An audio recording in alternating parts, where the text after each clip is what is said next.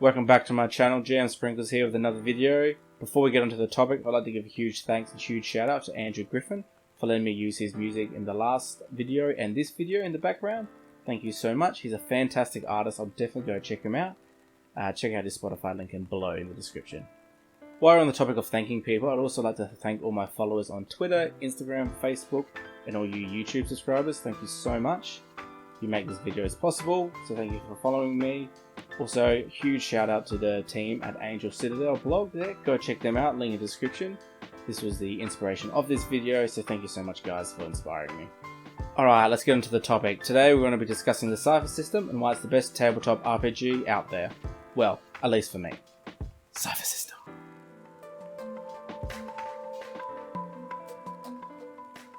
Today we're talking about Cypher system, and obviously this is me branching out and getting away from just D&D and the general world building. We're going to talk about some other systems, and I will definitely be covering other TTRPGs in the future.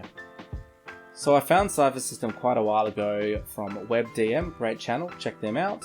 They were talking about Numenera, and I really liked the idea of the simplicity of it, the way they described it, so it really drew me to it. However, I didn't pick it up straight away after finding out about it. I kind of ummed and ahed about it, and I was really heavily into D&D at the time, so I kind of just put it at the back of my mind and I forgot about it.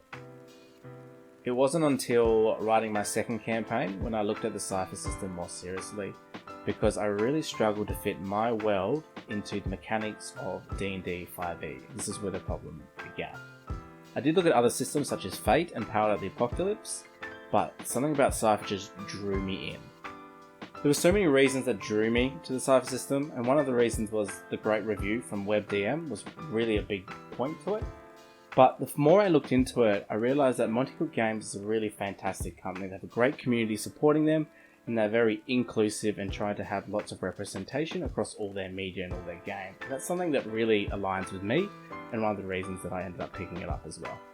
Once I had to delve really deep into the Cypher system and decided I really need to get myself on a core book, I noticed that the artwork in it and just all their media is so beautiful. Their art is gorgeous, and it's nothing that really drew me to the Cypher system as well. And honestly, I know probably other systems have just as nice artwork, but I don't know what it is. It's just something so ethereal about their artwork, and I really love that. Once Australia Post finally delivered my core book, I was so excited. I started reading through it immediately, and I realized that the system is designed to help the players and the GM with the narrative and not so much the mechanics or the rolling the dice or the combat. It's all about the story, and this really aligns with me personally, and is the whole reason I play tabletop RPGs. If you are looking to try a new system and you want something that's very narrative focused, I highly recommend the Cypher system. It does give both the players and the GM great narrative control. And what I mean by narrative control is it gives the players and the GM a great way to keep the narrative going and not just letting the dice ruin the story. Because at the end of the day, I know with Dungeons and Dragons especially, I find that sometimes we're really determined to just let the dice make the decision for the players. And like I said, you can just avoid this entirely, but the whole game is set up for that reason, is to have a great story, and that's what I love. To quote the Angel Citadel blog, the rules of Numenera and Cypher were designed specifically for speed and to get out of the GM's way so that they could help propel the story forward. Role-playing was never about throwing dice, it was about the stories we told. I 100% agree with this. It is about the story for me, not about the dice rolling or anything else, it's the story. And the system is designed to help the story and not have these extra mechanics that help it make it feel more real or make it feel more mechanically sound. It's just about the story, and that's what I love. And I so agree with this blog. I highly recommend them. Check them out below. One of my favourite things from the Cypher system is the narrative control you get from player and GM intrusions, as well as the whole XP system I love. The GM and the player intrusion is a way to intrude on the story and control the narrative. So how that would work for the GM is they would award the player XP. So for example, what might happen is they might be trying to jump over a cliff onto the other side of a gully. However, they might make that roll, and the GM can then award that player XP and go, okay, you would have made that, but I'm going to award you 1 XP and 1 to somebody else you choose at the table. But you're going to fail that, and you're going to start falling towards the gully. So that's the way they can intrude that, and it makes it very exciting. And really, if you look at a movie, it's kind of what movies do. You know, they're climbing up a rope. There's no reason the rope should start to fray, but it does. That's a GM intrusion. And a player intrusion works a very similar way, except they spend an XP to do that. So what might happen is your friend who's falling down the gully my player goes, well, I'm really cool at jumping and acrobatics, I'm going to ask the GM if I can player intrude and say I jump, catch them at the last minute, and carry and then land on the other side. And that's great. It's a great story. It's hilarious. It's a lot of fun. And that's just how those intrusions work. It's something I really love. And that's one of the ways XP is awarded. Another way is from character arcs and character development. So your player might have an arc where it is to make a friend or fall in love or raise a child. And that's your goal throughout the whole campaign.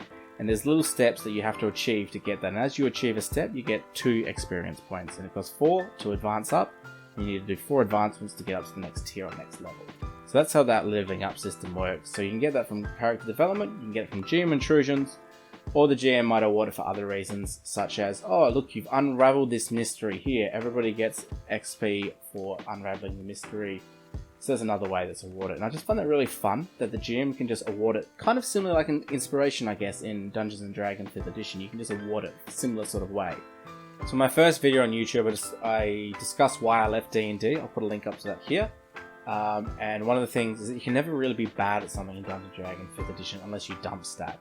But the thing with Cypher system is, depending on your descriptors and everything, you might be really bad at something. So for example, you might be an intelligent wizard, but one of the bad things about being so intelligent, you get an advantage on intellect things, but the disadvantage may be that you're really bad at social interactions. And that's a lot of fun, and a lot of fun to roleplay too.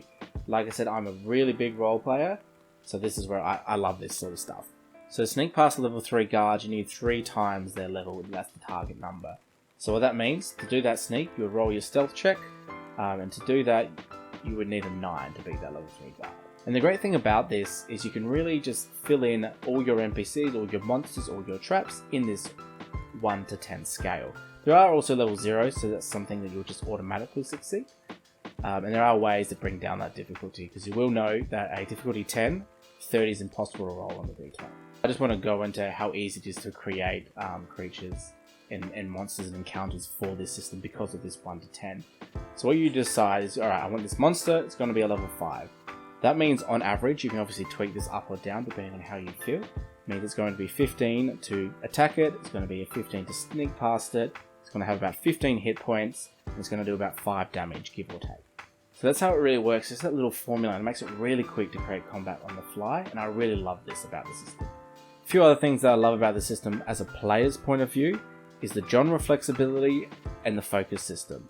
So with the focus system, as a part of your character creation, you pick a descriptor, which is, I guess it's kind of like a background if you're comparing it to D&D 5e. Then you've got your type, which is kind of like your warrior, your wizard, your rogue, your bard. So you get those kind of things as well. And then you have your focus. And this is what your character is really good at. So for example, one of the focus is rides the lightning and gives you lightning powers, and you can jump like lightning would. And the idea of that is it's going to be unique to your character, so nobody can play with lightning like you can. So there might be someone else who has lightning powers, but they can't do the exact same thing as you can. That's the idea behind the focuses. And I think that's really awesome because it makes the players feel very special and very competent and very amazing, actually. I really love that about the system. And the system is very generalized and can be used for lots of different genres, and that's what has that genre flexibility. So Numenera is a very sci-fi, post-apocalyptic kind of setting, and that's what the rules were designed for. And then it got more generalized, and you can use it for fantasy, you can use it for horror, you can use it for modern. So if you want to have like a war-torn country sort of style with like guns and sniper rifles, you could do that in the Cypher system, as well as a superhero game. In fact, I'm doing a superhero game. One of my players are running for me now. It's so much fun. It's working great as well. So it does have that flexibility. And if you're the GM running a fantasy game and your players want something else, it's really easy just to move to a Cypher. And especially if you have like a book or something you want to run anyway in that genre, the rules don't change. No one has to learn anything new. You just got to reflavor everything to be that setting. And it's really easy to do. Something else that I really love about the Cypher system, it's just a stupid little thing that I personally like, is that it has meters and feet. Because as an Australian, I have no idea what a foot looks like. I don't use this, and it's very hard to visualize. So I do love that it's got both options, and I think that's really awesome. At the end of the day, I really love Cypher system, and it's the perfect system for me that I've found. But there might be a better system out there that I haven't found, and it might not be a good system for you. But this is my favorite system at the moment. I am looking at doing other systems in the future, so stay tuned for those. But like I said, it's really flexible with the genre as well, which is very fun. I haven't found anything that I can't throw it into with the genres. If you have, and you've played Cypher System and it doesn't work for a certain genre, let me know. I'd love to hear it in the comments. However, if you do want more information about Cypher System, I would head to Monty Cook Games. They are the seller of and the publisher of the Cypher System. Otherwise, you can also check out Angel's Citadel blog. They are a great group of people, and go check them out as well. There's a lot of information on how to run the Cypher System there as well. If you did enjoy the video, please like, subscribe, and share to your friends. If you don't have any friends, just do what I do and interject into every conversation that you have with people. If you do want to follow me elsewhere, you can follow me on Twitter. SprinksDM is my Twitter handler. Check me out there. I'm very active on Twitter. I do post a few things and a few snippets on Instagram, which is GM Sprinkles. I also do have a Facebook page, which I'll put link in description. I'll actually put all these in the link in the description as well. Thank you so much for watching again. Have a lovely day. Keep rolling those dice, but don't let them define you.